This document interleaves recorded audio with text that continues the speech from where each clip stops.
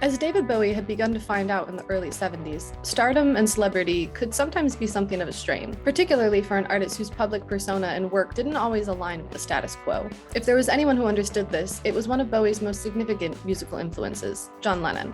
This is UCR's Odd Couples. Make sure to subscribe so you'll get videos like this one as they become available.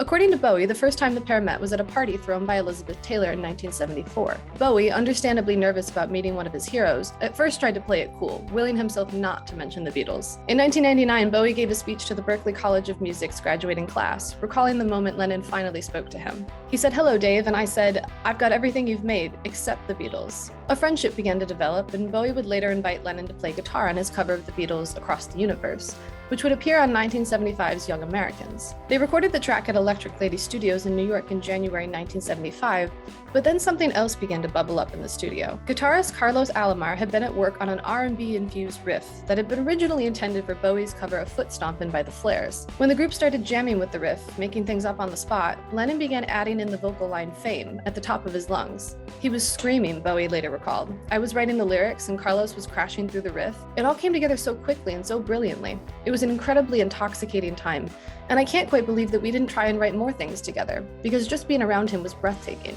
While Alomar and Lennon worked on the guitar parts, Bowie scribbled lyrics, taking inspiration from a conversation he'd had with Lennon about the trials and tribulations of fame, along with Bowie's poor relationship with his then manager. Lennon told him flat out he didn't need a manager. "He was the first artist I'd ever met who told me that I didn't need management, that it was not necessary, and bless him forever." Bowie ended up dropping the manager and mostly managed himself from then on. The rest of the song came together swiftly, including various guitar and piano parts that were reversed and played backwards. What had started as a casual jam session became the second single from Young Americans, and subsequently Bowie's first #1 single on the US Billboard Hot 100. "I like that track," Lennon later said. "I must say I admire him, the vast repertoire of talent the guy has. I was never around when the Ziggy Stardust thing came because I had already left England, so I really didn't know what he was, and meeting him doesn't give you much more of a clue, because you don't know which one you're talking to. But we seem to have some kind of communication together, and I think he's great." The feeling was entirely mutual, and the pair would cross paths from time to time up until Lennon's assassination in 1980. "I felt such kin to him, inasmuch as he would rifle the avant-garde and look for ideas that were so on the outside, on the periphery of what was the mainstream.